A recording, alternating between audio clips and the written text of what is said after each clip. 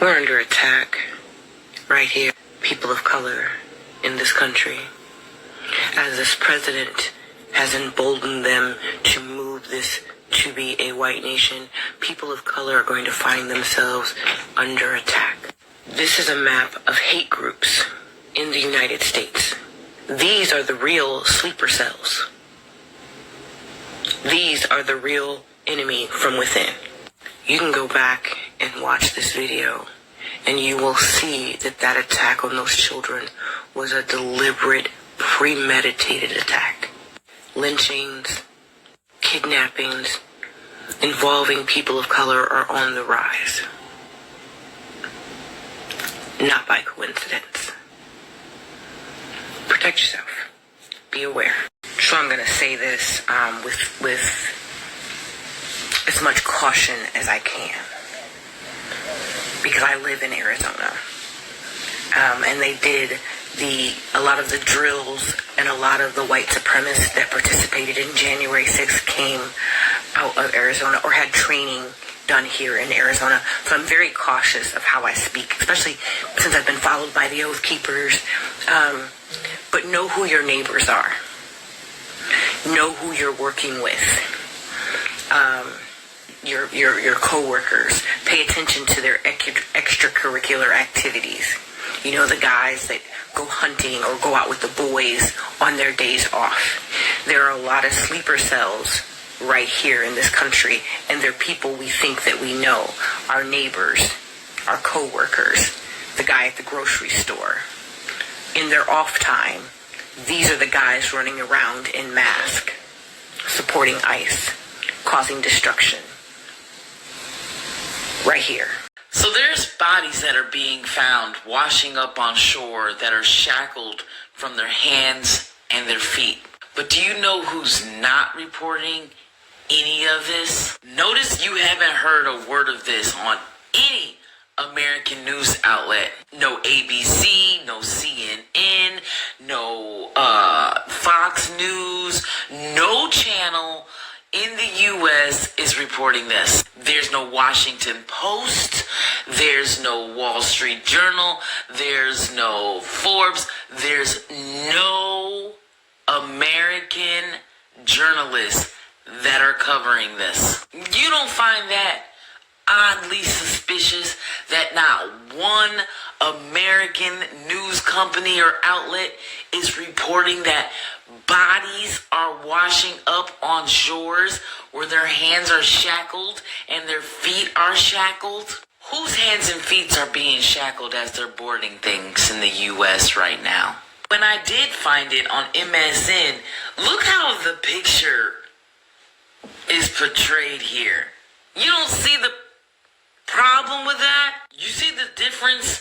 How Dublin News reported this? How other countries are reporting this without putting in some weird ass picture? See how they just use pictures of vacation spot, beach-like type photos? But the One American brand news made sure to use this picture. I want to be very clear that I have no reason to directly connect these two stories. These are two unrelated stories.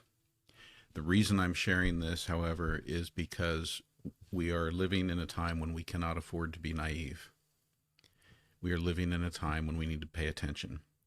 And changes have been made to our government that cause it to not be doing its job. Firing of inspectors general. Purging the highest ranks of our military officers. Preventing members of Congress from performing their oversight duties. So what you have here is you have one story that migrants in the United States have been routinely shackled at the waist, wrists, ankles, and loaded onto cargo planes. Not just cargo planes, but cargo planes with the rear doors that can open mid-flight. Completely separate story. 5 corpses with their hands and feet bound have been found floating in the sea off the coast of Majorca. And since January, 31 bodies have been recovered there. Again, no reason to have these two stories directly connected, but we cannot be so naive as to think that things don't happen.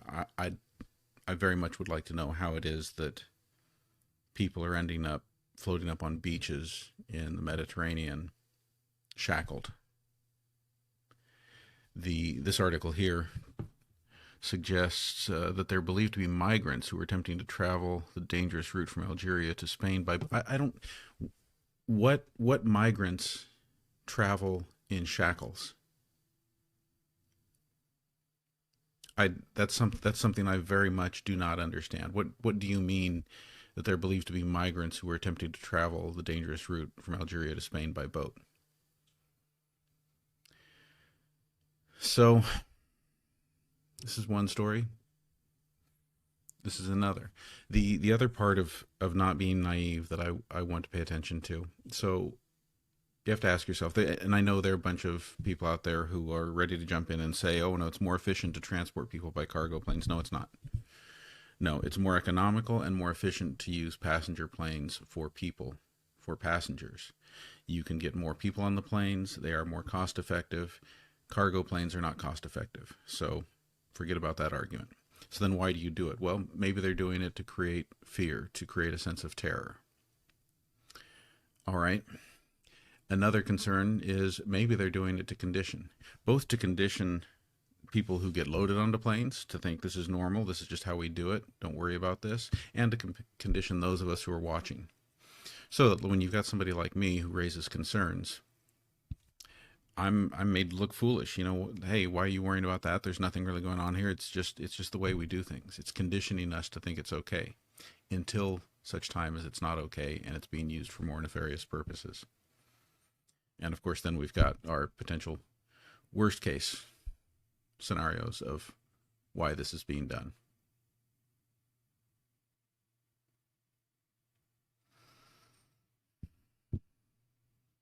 We cannot afford to be naive.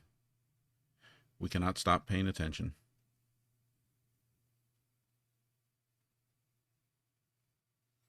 We do not have sufficient government oversight, making sure that more nefarious things don't happen.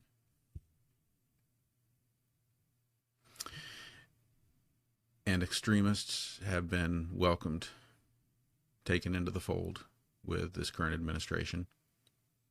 And so even if this current administration is not ordering atrocities,